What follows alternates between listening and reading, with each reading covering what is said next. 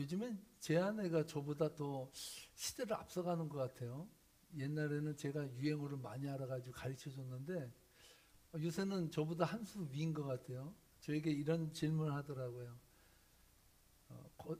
걷는 놈 위에 뛰는 놈 있고 뛰는 놈 위에 나는 놈 있어. 그러면 나는 놈 위에는 뭐가 있을까? 그러더라고요. 여러분, 나는 놈 위에 어떤 놈이 있을까요? 나는 놈 위에는 붙어 다니는 놈이 있답니다. 붙어 다니는 놈. 여러분, 뛰려면 얼마나 힘들어요. 나르려면 얼마나 힘들어. 근데 붙어 다니는 놈은 날지 않아도 돼. 그냥 붙어 있으면 되는 거예요. 붙어 있으면 가는 거야. 가만히 들어보니까 말이 되더라고요. 나는 놈이 붙어만 있어도 힘들지 않겠다는 생각을 했습니다. 오늘 본문을 보면요, 그 붙어 다니는 놈을 볼 수가 있습니다. 누굽니까? 바로 야곱의 외삼촌 라반입니다. 지난 시간에 살펴보았듯이 라반이 야곱을 그냥 일시킬 수가 없어서 야곱에게 값을 정하라고 말했습니다. 이때 야곱이 당신의 둘째 딸을 저에게 주십시오. 그것으로 제가 7년을 외삼촌을 위해서 일하겠습니다. 이렇게 계약을 맺었죠. 야곱은 아내 라헬을 맞이한다는 꿈에 부풀어서 7년을 수일처럼 여기고 열심히 라반을 위해서 일했습니다. 드디어 그날이 왔습니다. 어떤 날입니까? 야곱이 라헬을 아내로 맞이하는 날, 결혼식 날이 된 거예요. 그래서 야곱이 라반에게 간청을 합니다. 이제 때가 왔습니다. 라헬을 나에게 아내로 주십시오. 21절로 22절 말씀인데요. 20절로 21절 말씀에 보면 이렇게 써 있습니다. 함께 읽어보겠습니다. 야곱이 라반에게 이르되 내 기한이 찼으니 내 아내를 내게 주소서. 내가 그에게 들어가겠나이다. 아멘.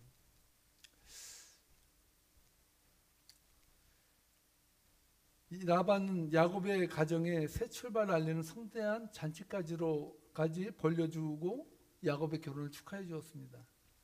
여기까지는 아주 수월하게 잘 진행이 됐습니다. 그런데 여기에 새로운 반전이 일어나요. 바로 23절 말씀인데요. 23절 말씀에 보면 이렇게 써 있습니다. 함께 읽겠습니다. 저녁에 그의 딸 레아를 야곱에게로 데려가매 야곱이 그에게로 들어가니라. 들어와야 될 사람이 라헬인데 정작 그 밤에 들어온 사람은 첫째 언니인 레아가 야곱의 그 신혼방에 들어와야 앉아 있는 거예요.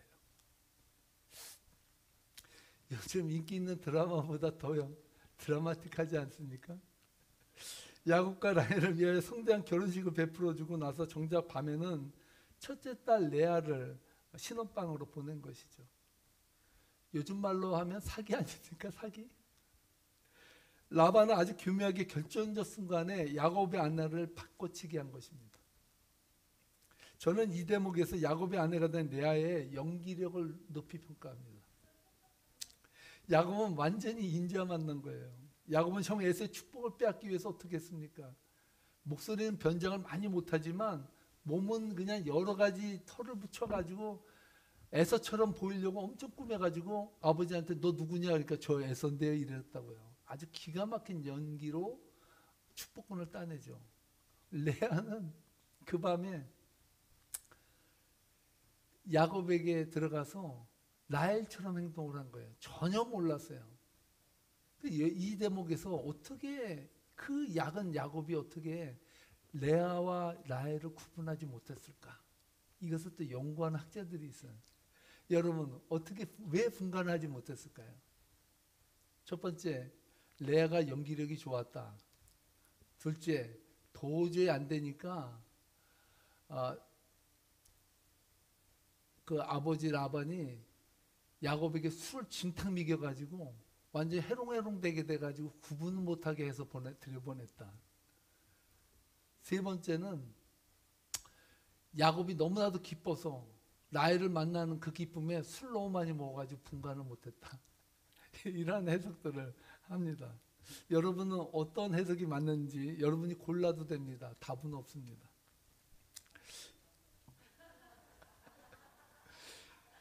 야곱이 잠에서 깨어 보니 라헬이 아니라 레아였다는 거예요. 얼마나 황당할까요? 생각해 보세요. 상상을 해보세요. 누구 때문에 지금 7년을 머슴살이 했습니까? 라헬 하나 얻기 위해서 7년을 했는데 아침이라는 게 하루아침에 완전히 꿈이 사라져 버린 거예요. 잠에서 깨어난 야곱이요, 라반에게 따지러 갔어요. 이게 도저히 가만히 있을 일이 아니잖아요. 라반에게 갑니다. 25절 말씀인데요, 이렇게 말합니다. 함께 읽겠습니다. 야곱이 아침에 보니 레아라 라반에게 이르되 외삼촌이 어찌하여 내게 이같이 행하셨나이까? 내가 라헬을 위하여 외삼촌을 섬기지 아니하였나이까? 외삼촌이 나를 속이심은 어찌 됨이니까? 아니, 사기도 이런 사기가 없는 거예요. 외삼촌이 나를 속이면 어찌 됨이냐, 이게 말이 되냐라고 항변하는 거예요. 야곱은 어떻게 속일 사람이 없어 조카를 속이냐는 것이죠. 그러고도 당신이 내 외삼촌이 맞냐고 묻는 거예요. 그런데 재미난 사실은요, 야곱이 외삼촌에게 당신이 나를 속이지 않았냐라고 말할 때 이 속이다라는 단어와 야곱이 아버지 이삭에게 자신이 형 에서라고 속였다는 단어가 똑같은 원어적인 단어를 쓰고 있어요. 쉽게 말해서 야곱이 아버지 이삭을 속인 거나 라반이 야곱을 속인 거나 맨 똑같은 그 속이는 단어, 그러니까 속이고 속는 그러한 관계 속에서 살아왔다는 것을 보여준다는 것입니다. 날아다니는 놈이 붙어다니는 놈에게 걸려든 거예요. 라반은 야곱에게 붙어다니면서 무려 14년을 무임금으로 일을 하는 그 신세로 전락했어요. 여러분, 남의 일이라고 웃고 떠들죠. 여러분이라고 생각해 보세요. 여러분이 아내 둘 얻으려고 인생의 3분의 1을 허비한다고 생각해 봐요. 얼마나 허무한 인생이겠어요. 얼마나 허무한 인생. 자신은 이런 말 있지 않습니까? 내가 하면 로맨스고 남이 하면 불륜이라고 말합니다. 자신은 정의롭고 바르다고 생각하고 남을 정죄하는 사람이요, 사실은 자신을 제대로 보지 못하기 때문에 비난하는 거예요. 여러분의 삶 속에 비난이 많은 것은요, 그만큼 자신에게 돌아오는 화살이 더 많다는 거거든요. 제가 처음에 미국에 이민 왔을 때 문화적인 충격인데 제일 충격받은 게 뭔지 아세요? 이거는 저의 부끄러운 과거니까 이해하고 들으세요. 저는 미국에 와서 가장 큰 문화적 충격이요, 한국 분들이 자녀들에게 한국 김치를 안 먹였다는 사실. 전 그게 이해가 안 갔어요. 아니, 어떻게 한국 사람이 한국 자녀들에게 김치를 안 가르칠 수가 있냐? 이게 말이 되냐? 그렇게 제가 성도님들에게 얘기했거든요. 제 딸이 태어났는데요, 제 딸이 김치를 안 먹더라고요. 제가요, 얼마나 화가 나던지 윽박지르었어요. 너 김치 안 먹으면 너 밥도 없다. 밥도 없죠. 사실 김치를 안 먹는데 뭔 밥을 잘 먹겠어요. 환장하겠더라고요. 제가 느낀 게 자식은 내 마음대로 못하다. 자식은. 그 자식이길 부모 없다는 게, 제 자식이 김치를 못 먹는 걸 보고요, 아마 저희 성도님들이 그랬을 거예요. 꼴 좋다. 당신 자녀나 김치 제대로 먹이세요. 아마 이랬을 것 같아요. 저한테는 아직 그 소리가 안 들렸어요. 근데 아마 그러지 않았을까 그런 생각이 들어요.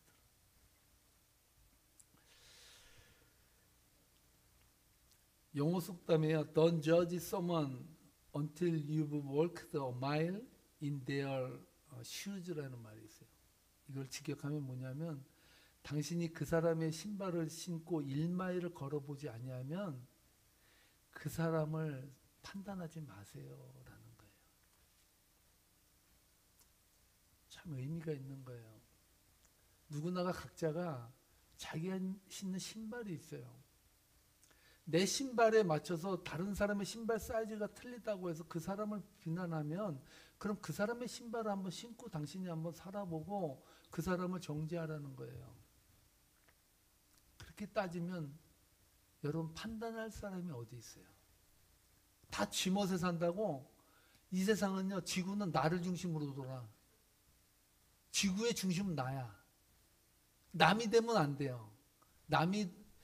지구가 태양을 돈다는데 사실은 지구는 날 위해서 도는 거예요. 다 내복음이 있어, 내복음.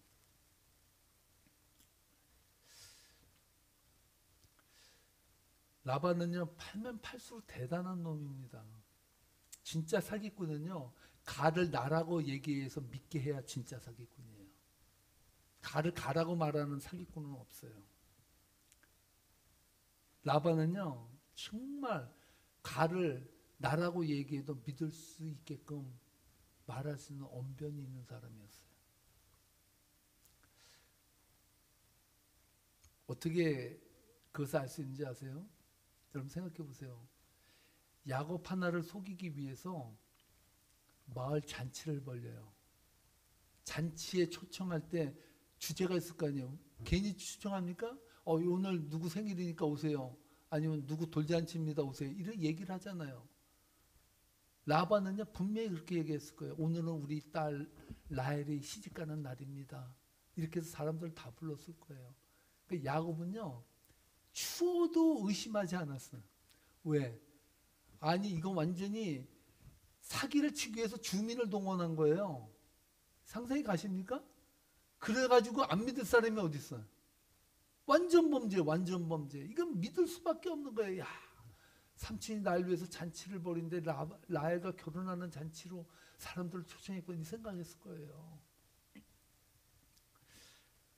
송곳한 야곱이 라반을 찾아가서 어찌 이럴 수 있냐고 따졌는데요. 중요한 사실, 진짜 사기꾼은요, 이럴 때 눈 하나 깜짝하면 안 돼. 전혀 눈이 미동하면 안 돼요. 전혀 관계없어. 26절에서 이렇게 말합니다. 기가 막힌 사람인데요. 함께 읽겠습니다. 라반이 이르되 언니보다 아우를 먼저 주는 것은 우리 지방에서 하지 아니하는 바이라. 맞는 말이에요. 그 당시의 문화 속에서 언니가 먼저 가야 뒤를 따라가게 돼 있다는 거예요. 그런 예는 없다는 거 맞는 말이에요. 아니 그러면 처음에 계약할 때 그러면 레아 먼저 데려가고 그 다음에 라헬 데려가라 그러지. 네? 그때는 아무 말도 안 하고 가만히 있다가 정작 결혼식 날은 바꿔치기를 해버렸다고요. 그래도 눈 하나 깜짝 안 하고 그러는 거예요. 언니보다 아우를 먼저 주는 예는 없다. 이렇게 말해버렸다는 거예요. 제가 미국 와서 제 아내와 함께 아주 열심히 일했습니다. 열심히 일한 이야기는 여러분들에게 드렸죠. 그래서 돈을 한 10,000불인가를 모았어요. 모아가지고 제가 사는 동네에 60년도 넘은 허름한 집 하나를 산다고 계약을 했습니다. 지금 생각해 보니까 그게 얼마나 오래됐는지요. 하수도 나가는 통 있잖아요. 옛날엔 그것이 토기로 다 돼 있었거든요. 그래서 뿌리가 그 토기를 뚫고 나와서 가지고 이 하수 처리가 잘 안 되는 집이었어요. 지금 생각해 보면 살아도 진짜 문제였을 것 같아. 그런 집을 내 집이라고 사가지고 얼마나 좋은지 그 집을 사자마자 3,000불을 들여서요. 현관하고 밑에 있는 그 타일을 싹 다 깔았어요. 너무 좋아서. 근데요, 이분이 곧 계약이 된다 그랬던 그 계약이 2개월이 지나도요, 계약이 안 되는 거예요. 나중에 알고 봤더니요, 제가 쓴 계약서가 매매 계약서가 아니라 리즈 계약서더라고요. 이 사람이요, 그 집을 팔 수가 없는 집이었어요. 그 집을 저한테 나중에 판다고 계약서를 들이민 게 매매 계약서가 아니라 리즈 계약서인데 저는 그 사람만 믿고 사인을 했는데 리즈 계약서에 사인을 한 거예요, 제가. 야, 이 사람이 형사 출신인데요. 야, 역시 형사 출신 다르다. 이 사람이요, 나중에 도저히 언제 살 수 있는 가망도 없이 계속 렌트만 내고 사는 식이야. 이래 안 되겠다. 아저씨, 우리 이거 포기할게요. 그냥 나갈게요. 그랬더니 이분이 얼마나 악랄한지 아세요? 그 집을 다 꾸며줬는데 법정에다 고소를 했는데 뭐라고 고소했냐면 집을 다 망쳐놨다는 거예요. 그래서 변상해야 된다는 거예요. 변상. 야, 가슴이 무너져 내리는 거예요. 그 없는 돈에 집 한 채 한번 사보겠다고 매매 계약서가 아니라 리즈 계약서에 사인을 하는 이 우매한 나를 완전히 그냥 돌려치기를 해버리는데 너무 머리가 아픈 거예요. 그 다행인 것은요, 제가 섬기던 목사님의 그 변호사가 이 사람이 고용한 변호사예요. 그 사람이 써서 보냈대. 우리가 집을 다 망쳤기 때문에 변상해야 된다고. 근데 이분한테 자초지종을 다 얘기했죠. 저는 사실은 매매 계약서인 줄 알고 썼는데 리즈 계약서더라고. 그런데 우리는 이 집을 망친 게 아니라 타일부터 새로 싹 깔아줬다고. 그런데 수를 당했다고. 그때 이 변호사가 하도 딱한지요, 방법을 가르쳐 주더라고요. 무슨 방법이냐? 그러면 내가 망쳤다는데 망친 증거를 가져오라 그러라고. 전 사진을 다 찍어놨거든요. 거기 있는 거를 어느 정도. 망친 증거를 대지 못할 것이다. 그러면 이 법정에서는 끝이다. 그거를 가르쳐 주더라고요. 이거를 한국 고급적인 용어로 뭐냐면 병 주고 약 주는 거야. 변호사는요, 말로 죽이기도 하고 살리기도 해요. 이게 세상 법정이에요. 하나님의 진리랑 전혀 관계가 없어요. 어떻게 말로 남을 누르고 말로 다 그것을 이겨낼 수 있냐, 이게 중요한 거예요. 이게 세상이라는 걸 저는 배웠어요. 가만 보니까 라반이 그래, 라반이. 아내를 준다는 그 계약을 할 때는 라헬이라고 분명히 얘기해서 해놓고서 그런 일이 없다는 거야. 언니를 아우보다 먼저 줘야지 아우를 먼저 주는 일이 없다. 그럼 진작 얘기하지. 그 말은 중요하지 않아요. 우린 예법이 그게 아니라는 거예요. 싫으면 말고 그럼 라헬은 놔도 레아만 가져가 그러는 거예요.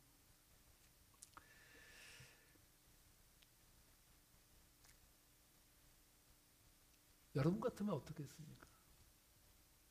야, 정말 세상이 이렇구나. 그럼 이럴 거 아니에요. 세상에 믿을 놈 하나도 없다 이렇게 생각. 그런데요, 27절에 보면 라반이 야곱에게 이렇게 말합니다. 27절 말씀입니다. 함께 읽겠습니다.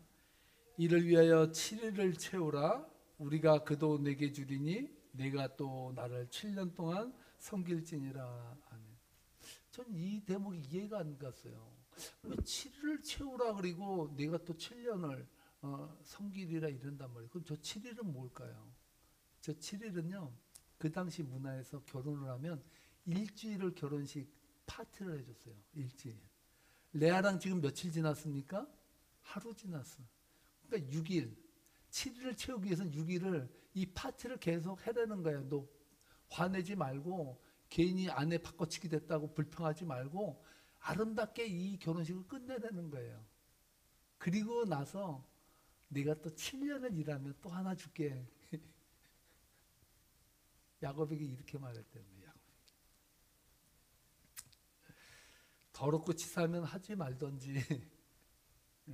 이런 뉘앙스가 있지 않습니까? 라반은요, 야곱의 마음속을 12번도 더 들어갔다 나왔다 했어. 이 라반은 알고 있었어요. 이 야곱이 라반을 위해서는 다시 7년을 할 수 있는 그런 건덕지가 있다. 이걸 벌써 캐치하고 벌써 미끼를 던진 거예요. 미끼를. 대단한 사기꾼이에요. 여러분, 사기를 치려면 이 정도로 치시든지 아니면 치지 마시든지. 축원까지는 못하겠고요. 하여튼 그 정도로 하시든지 말든지. 이렇게 제안을 해도 야곱이 꼼짝없이 라헬을 위해 7년을 일할 것을 간파한 것이죠. 저는 이 대목 읽어 내려가는 중에 우리나라 가곡 바위고개가 생각났습니다. 여러분, 바위고개 노래 혹시 아십니까? 바위곡의 노래 3절에 이렇게 나와요. 난 이것이 야곱을 위한 노래가 아니었나 이런 생각이 제가 착각이 들었어요. 한번 불러볼까요? 바위곡의 언덕을 혼자 넘자니 옛님이 그리워 하도 그리워 10여 년간 머슴살이 하도 서러워 진달래꽃 안고서 눈물 집니다. 제가 볼 때 진달래꽃은 없었을 거고 곡괭이 자리 잡고 눈물 졌을 것 같아요. 야곱이 10여 년간 머슴살이 하도 서러워. 야곱의 인생을 보면 자신이 아버지 이삭을 속여서 축복권을 강탈했는데 완전히 당해도 붙어 다니는 놈을 만나가지고 완전히 인생 나락으로 빠지는 그런 환경에 처해버린 거예요. 쉽게 얘기하면 추락하는 것은 날개가 없다고 완전히 곤두박질 친 거예요.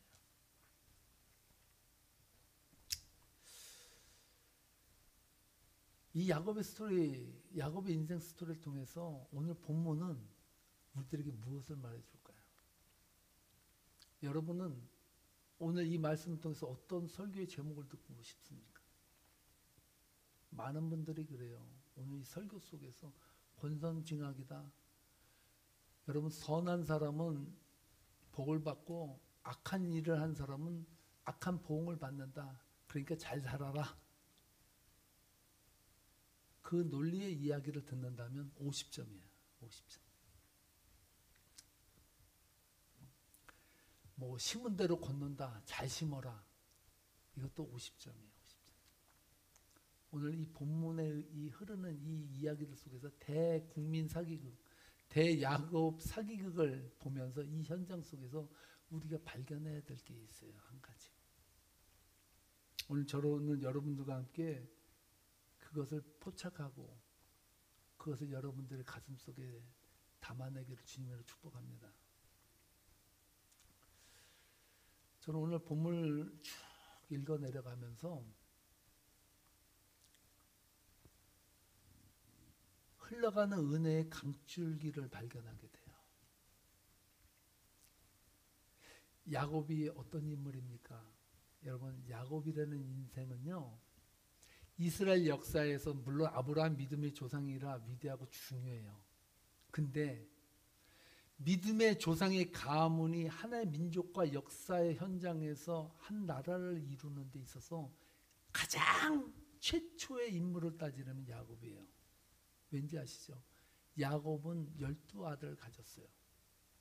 이 12아들이 이스라엘의 뼈대가 되는 나라를 세우는 12지파를 이루어요. 12지파를. 대단한 일이에요. 그 중에 몇 지파는 대야곱 사기극을 벌인 라반이 꾸며낸 그 사기 속에서 이루어졌다는 사실이에요. 놀랍지 않습니까? 야곱의 입장에서 볼 때는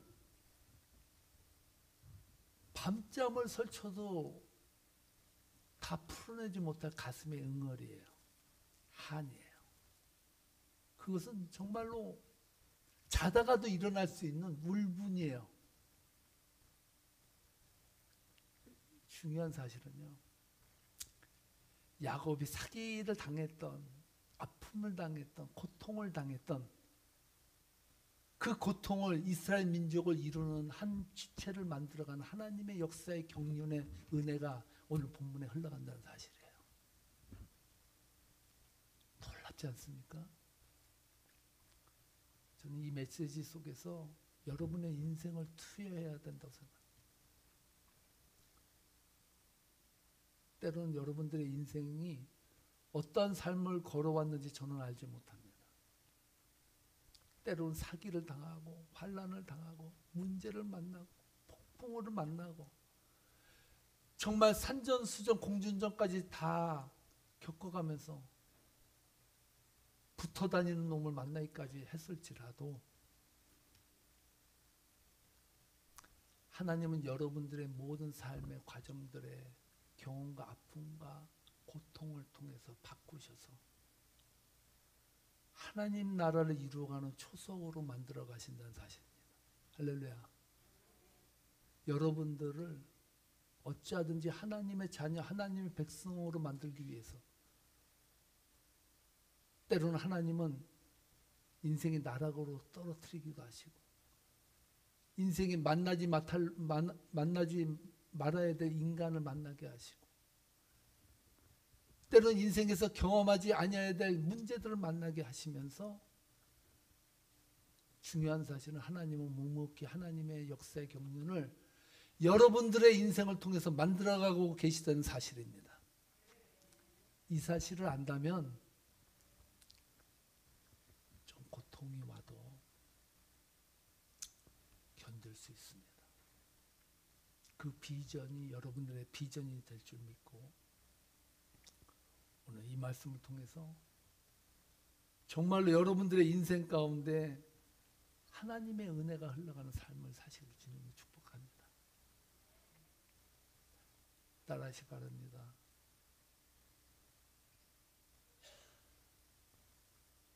속단하지 말자. 다시 한번 속단하지 말자.